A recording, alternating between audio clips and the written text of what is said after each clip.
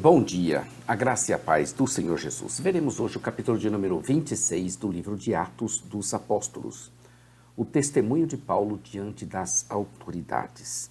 Abra aí a sua Bíblia no capítulo 26 para você fazer uma leitura prévia antes de nos ouvir, para você saber do que estamos falando e com que qualidade estamos falando também acerca do texto bíblico. Eu sou o pastor Daniel Deusdete, da Igreja Os Semeadores.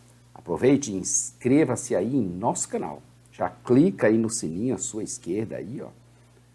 Já dê o seu like para ajudar nosso canal. Compartilhe, divulgue. Vamos estudar a palavra de Deus. Atos 26. Atos, como já temos dito desde o início, nós estamos enfatizando que ele foi escrito para orientar a igreja em sua missão permanente por meio do relato de como o Espírito Santo capacitou aqueles apóstolos para propagarem o testemunho de Cristo ao mundo gentil. Eu tenho dito que Atos dos Apóstolos não está corretamente denominado, deveria ser Atos do Espírito Santo por meio dos apóstolos. E assim nós podemos estender isso por meio do pastor Daniel Deusdete, por meio de você que está me ouvindo, por meio da igreja, por meio de nós que somos testemunhas de Cristo Jesus. Neste capítulo, Paulo está diante daqueles que ali estavam e que eram os grandes da sociedade. E ele fala em sua defesa e lhes expõe seu testemunho, contando um pouco da sua vida antes de conhecer a Jesus e como ele perseguia na ignorância a igreja do Senhor. Chegou em seu zelo a prática de tortura para obrigar os cristãos a blasfemarem de Jesus. Mas de repente, tudo é de repente que acontece, né? Ele tem um encontro com Cristo, ou melhor, Cristo lhe aparece e lhe deixa cego, porque vira um resplendor no Senhor maior do que a luz do sol, tanto que o cegou completamente. Assim é quando nos encontramos com Cristo.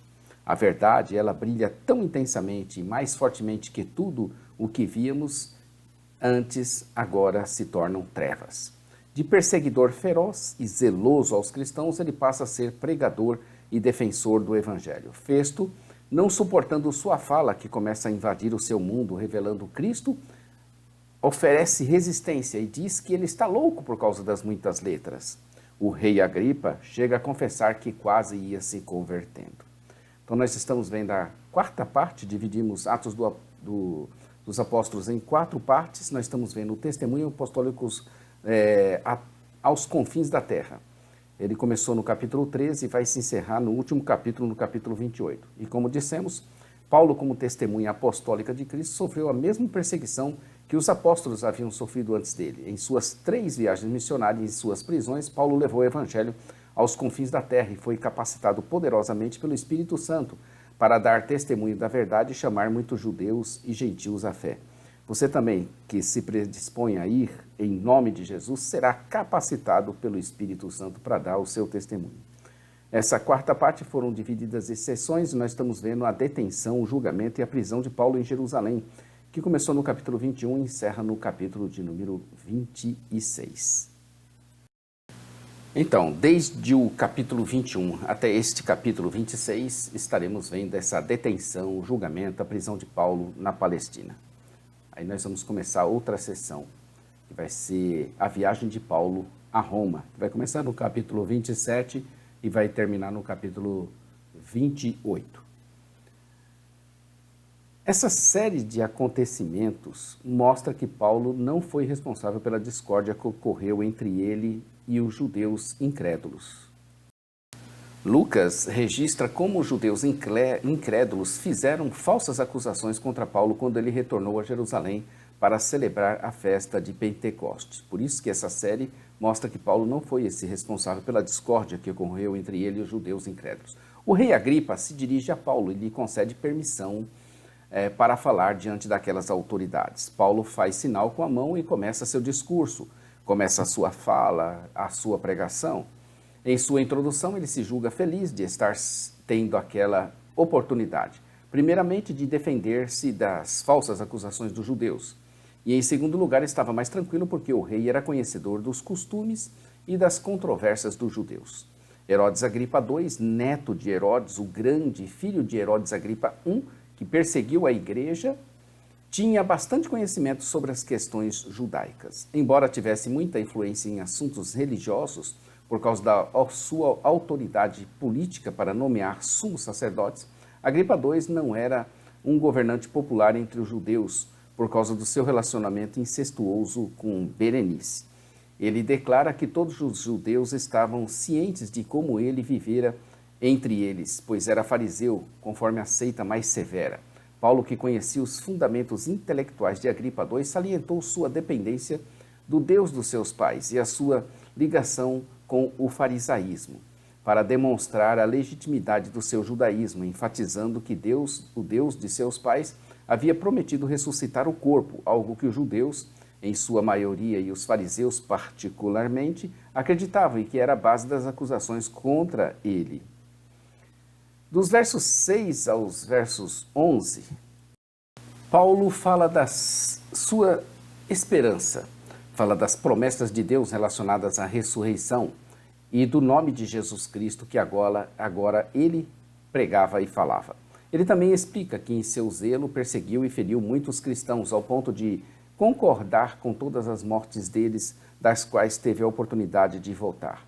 Em seguida fala da sua experiência pessoal com Jesus Cristo. A experiência de Paulo na estrada para Damasco foi tão importante para ele que ele a relatou 2 vezes. Uma vez perante a multidão de judeus em Jerusalém e novamente dessa vez perante um público de maioria pagã em Cesareia. Nesse relato, Paulo falou sobre uma luz no céu, mais resplandecente que o sol, que brilhou ao redor dele e dos que iam com ele, e da voz que lhe falou com ele em hebraico, o verso 14, ou talvez em aramaico, que era o dialeto semita da Terra Santa, e não em grego, que era a língua que esse público pagão estava acostumado a ouvir. Ele também comentou que a voz lhe disse: dura coisa é recalcitrares contra os aguilhões. Essa era uma expressão bastante significativa para uma cultura que dependia da criação de gado. Ele lhes explica os detalhes da visão, especial, com ênfase em sua missão. Jesus, explica a Paulo, tinha aparecido a ele e dado ordens para se levantar, ficar de pé, pois que estaria sendo constituído servo e testemunha do que veria a respeito de Cristo e também do que ainda ser-lhe-ia mostrado por ele. Paulo seria livrado do seu próprio povo e dos gentios, aos quais estaria sendo enviado para abrir-lhe os olhos e convertê-los das trevas para a luz e do poder de Satanás para Deus, a fim de receberem o perdão dos pecados e a herança que seriam santificados pela fé nele em Jesus Cristo. Continua dizendo Paulo ao rei que não tinha sido infiel à visão e que, portanto, tinha pregado primeiro em Damasco, depois ele foi para Jerusalém, depois para a Judéia e ainda assim foi aos gentios. Sua pregação consistia em lhes anunciar a necessidade urgente de se arrependerem, de se voltarem para Deus e ainda de praticarem obras que provassem esse arrependimento para não ficar apenas nas palavras. Ele continua explicando que, por causa de sua pregação, os judeus estavam tentando matá-lo, mas ele tinha sempre contado com a ajuda de Deus e, por isso, estava dando seu testemunho a pequenos e grandes, a pessoas simples e também importantes, não anunciando nada mais além do que já fora prometido pelos profetas e por Moisés, ou seja, que Cristo devia padecer e depois devia ressuscitar, sendo ele o primeiro, indicava com isso que haveria depois a ressurreição dos mortos para todos os seus seguidores, as quais nós estamos aguardando.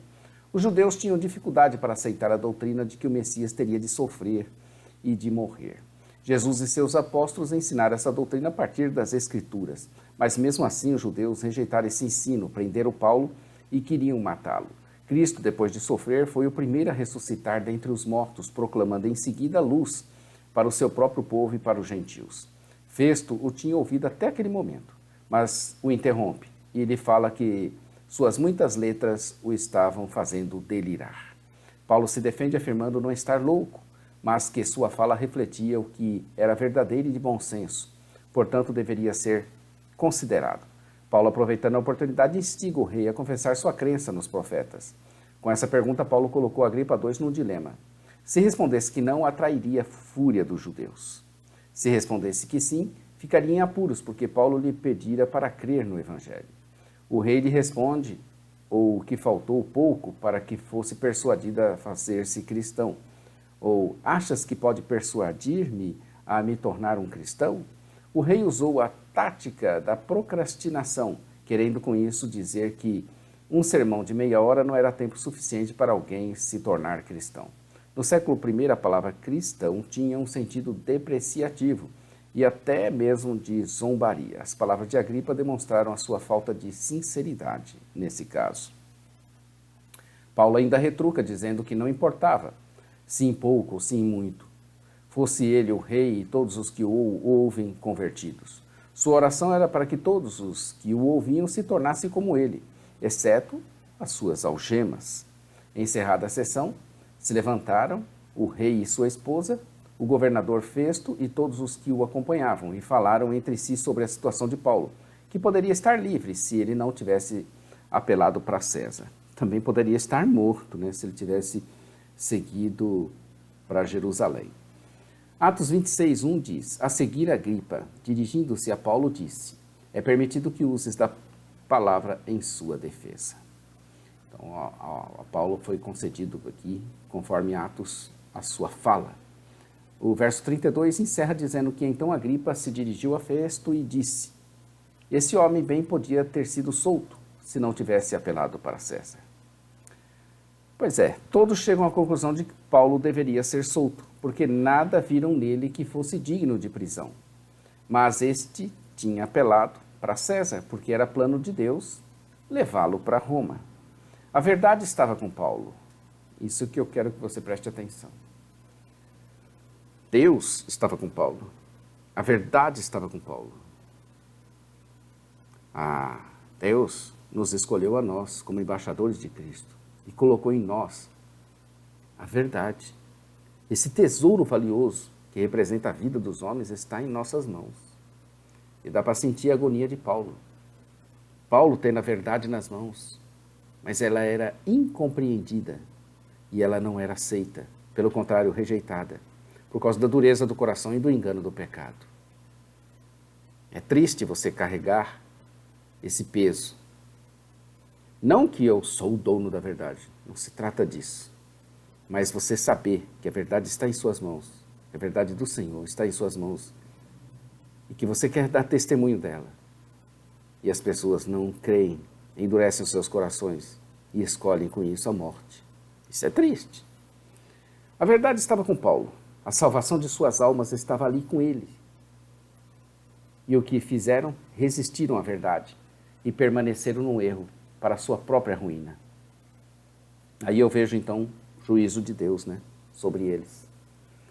E nós continuaremos a rejeitar o conhecimento de que Deus nos move por meio da pregação de sua palavra? Amanhã, Atos 27. Navio Adramitino naufraga no mar. Nenhuma vítima. Amanhã, capítulo 27. Inscreva-se em nosso canal, clica no sininho à sua esquerda para você nos acompanhar. Já deu o seu like aí?